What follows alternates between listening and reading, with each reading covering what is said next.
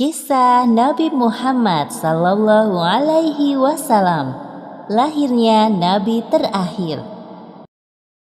Ribuan tahun lalu, Mekkah hanyalah sebuah lembah di tengah padang pasir, tempat persinggahan para kafilah dagang yang kemudian diubah menjadi sebuah kota di masa kekuasaan Nabi Ismail alaihi salam. Kota Mekkah juga menjadi saksi atas lahirnya Khatamul Anbiya, penutup para nabi. Beliau adalah Muhammad bin Abdullah. Nenek moyang Nabi Muhammad bernama Hashim bin Abdul Manaf. Saat Hashim berkuasa, kota Mekkah terkenal dengan pusat perdagangannya yang makmur. Tidak ada yang dapat menyaingi kemampuan berdagang masyarakat Mekkah pada saat itu. Namun sayangnya, kehebatan masyarakat Mekkah dalam berdagang tidak sebanding dengan kebiasaan jahiliyah yang sering mereka lakukan. Hei, lihatlah burung itu. Sedari tadi ia terbang di atas kepalaku, lalu berbelok ke arah kiri. Nenekku pernah berkata, jika burung itu berbelok ke arah kiri, maka kau akan tertimpa sial. Benarkah ucapanmu? Ya, tentu saja. Menurut kepercayaan masyarakat jahiliyah, jika burung itu berbelok ke arah kanan, maka nasib baik akan datang. Begitupun sebaliknya. Orang-orang Arab pada masa jahiliyah sangat percaya pada tahayul. Kebiasaan jahil lainnya adalah tentang penyembahan berhala. Awal mula penyembahan berhala di kota Mekkah ketika seorang bernama Amr bin Luhai membawa sebuah berhala besar bernama Hubal dari Syam. Lalu diletakkan berhala Hubal itu di sekitar Ka'bah dan ia menyuruh orang-orang menyembahnya. Ayo cepat, bawa kemari minumannya. Kerongkonganku rasanya kering sekali. Sabarlah sebentar kawan. Bagaimana kalau kita berjudi sambil minum-minum? Tawaranmu sungguh menggiurkan. Tentu aku tidak bisa melewatkannya kali ini. Hei, kamu yang duduk di sana, panggil para penari untuk menghibur kami. Tidak hanya berjudi dan minum arak, pencurian, perampokan juga hal yang sering terjadi. Sasarannya orang asing yang mereka temui di jalan. Hei kau, cepat turun dan serahkan semua harta yang kalian bawa. Mulai saat ini, kau dan istrimu adalah budak di rumahku. Kalian berdua jangan sekali-kali berani melawanku, atau nyawa kalian melayang. Tak terasa tahun demi tahun berlalu dengan cepat. Kepemimpinan Hashim digantikan oleh pemimpin yang lebih muda dan berkompeten di saat usianya telah lanjut. Sebelum beliau meninggal, Hashim mewariskan banyak sekali harta kepada Abdul Muthalib. Wahai keponakanku, semua ini adalah harta milik ayahmu. Kau pantas mendapatkannya. Terima kasih, wahai paman. Aku akan menggunakan semua harta peninggalan ayahku untuk kebaikan. Saat ini, Abdul Muthalib berperan sebagai Siqayah, yaitu orang yang bertugas menyediakan air dan makanan bagi pengunjung Ka'bah. Saat itu, Ka'bah sangat ramai dikunjungi oleh orang-orang, melebihi gereja Al-Quds di Yaman milik Raja Abraha.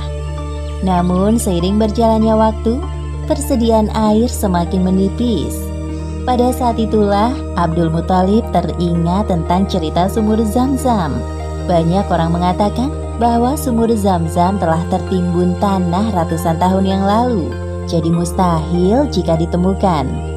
Sepertinya aku harus menemukan sumur Zam-Zam itu. Apalagi tugasku sekarang sebagai Siqayah. Kemudian beliau memanggil salah satu putranya yang bernama Harits. Wahai Harits, anakku, kemarilah. Dapatkah engkau menemaniku mencari sumur Zam-Zam yang telah tertimbun tanah ratusan tahun lamanya itu?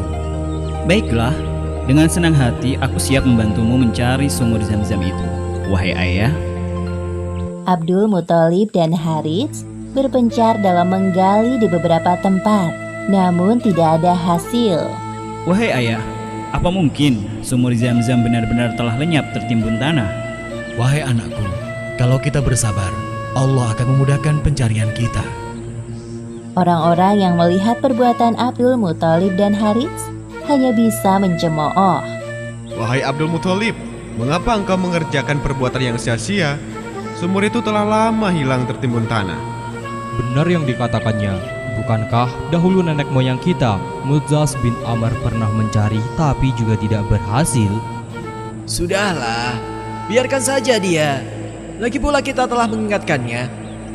Abdul Muthalib terbangun dari tidurnya karena mendengar suara. Ia seperti mendapatkan petunjuk tentang keberadaan sumur Zam-Zam dalam tidurnya. Keesokan harinya, dengan penuh semangat, Abdul Muthalib dan Harits kembali menggali di antara berhala Isaf dan Naila. Tiba-tiba air memancar. Ayah, lihat, ada air. Alhamdulillah. Ayo Harits, gali terus. Sekarang, dengan diketemukannya sumur Zam-Zam, Abdul Muthalib tidak khawatir lagi untuk memenuhi persediaan air dan keperluan bagi pengunjung Ka'bah.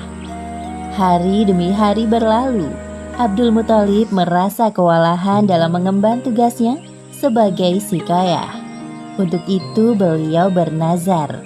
Ya Tuhan, andai saja aku punya 10 anak laki-laki yang dapat membantuku, pekerjaan ini akan terasa lebih ringan. Jika engkau berkenan mengabulkannya, akan aku persembahkan untukmu 1 orang dari mereka.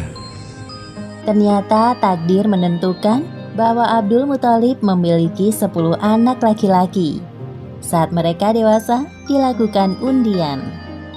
Setelah diundi beberapa kali, nama yang muncul selalu sama, yaitu Abdullah, si anak bungsu. Wahai anak-anakku, sebenarnya hal ini sangat berat untuk aku lakukan. Tapi aku telah terlanjur bernazar.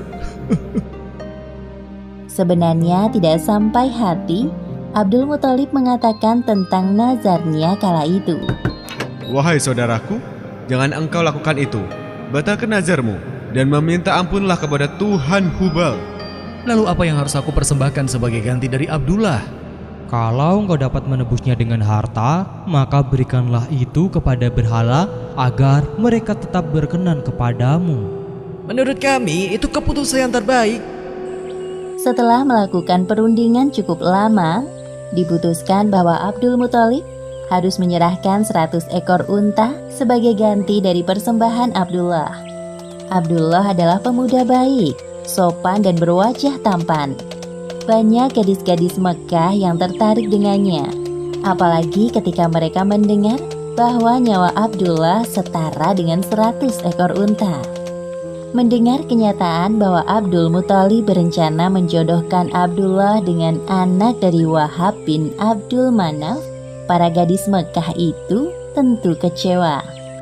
Allah Subhanahu wa Ta'ala telah menentukan jodoh Abdullah dengan Aminah, gadis yang memiliki nasab yang paling baik di kalangan suku Quraisy. Akhirnya mereka berdua menikah. Wahai istriku, musim semi telah tiba. Ini tandanya aku harus melakukan perjalanan dagang ke Syam. Pada saat itu, Aminah sedang hamil muda. Jika itu memang kewajibanmu, pergilah wahai suamiku. Meskipun sesungguhnya aku sangat berat untuk melepas kepergianmu. Simpan kekhawatiranmu, wahai istriku. Aku sekarang ini harus bekerja keras untuk calon bayi yang ada di dalam kandunganmu ini. Keesokan harinya, Abdullah berangkat bersama kafilah dagang yang lain. Aminah melepas kepergian suaminya dengan doa. Perjalanan dagang Abdullah berjalan lancar. Dalam perjalanan pulang, Abdullah singgah di Madinah untuk menemui sanak saudara dari ibunya. Ketika beristirahat, tiba-tiba Abdullah merasakan kesakitan dan merasa tidak sanggup melanjutkan perjalanan. Wahai kawanku, sepertinya aku tidak sanggup untuk melanjutkan perjalanan ke Mekah. Tolong sampaikan kabar tidak baik ini kepada ayahku. Baik, wahai Abdullah, aku akan menyampaikannya kepada Abdul Muthalib sesampainya di Mekah. Ketika berita itu sampai ke telinga Abdul Muthalib, beliau segera menyuruh anak sulungnya, Harits, untuk melihat kondisi Abdullah dan mengajaknya untuk pulang ke Mekah. Namun setibanya Harits di Madinah, Abdullah telah meninggal beberapa saat sebelum kau datang, wahai Harits. Inna lillahi wa inna ilaihi raji'un. Semua anggota keluarga Abdul Muthalib berduka mendengar kematian Abdullah. Tentu saja Aminah lebih berduka karena kehilangan suami yang sangat dicintainya. Wahai bayi yang ada dalam perutku, semoga kelak engkau tumbuh menjadi orang yang bermanfaat bagi sekitar, seperti mendiang ayahmu, walaupun kalian belum sempat bertemu. Abdullah meninggalkan warisan berupa beberapa hewan ternak dan seorang budak perempuan bernama Ummu Aiman. Pada tahun kelahiran bayi Muhammad, terjadi peristiwa penyerangan yang dahsyat oleh Raja Abrahah dari Yaman. Saat itu Mekah dipimpin oleh Abdul Muthalib. Raja Abrahah berniat untuk menghancurkan Ka'bah karena merasa iri dan tersaingi dengan kemasyhuran Ka'bah.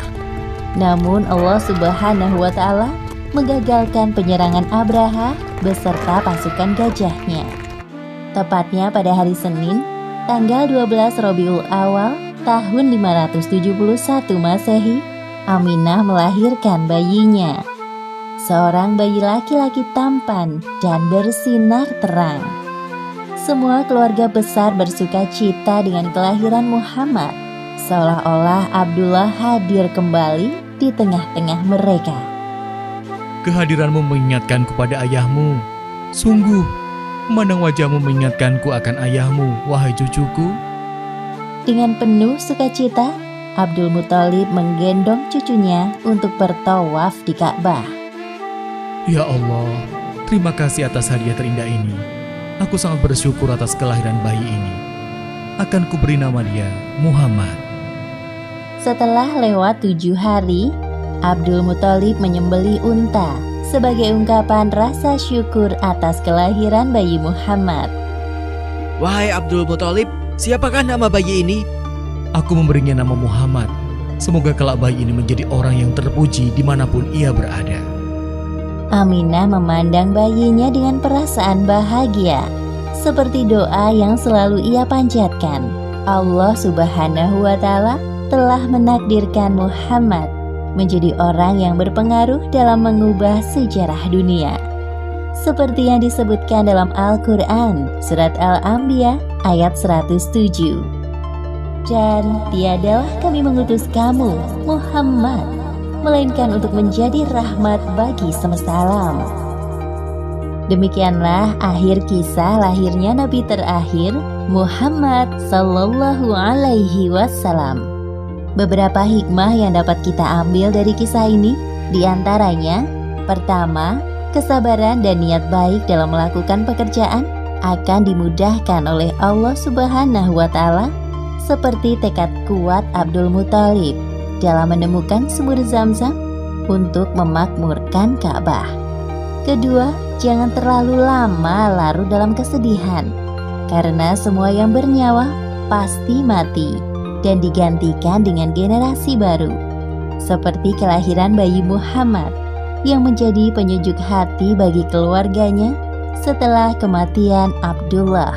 Wallahu a'lam bishawab.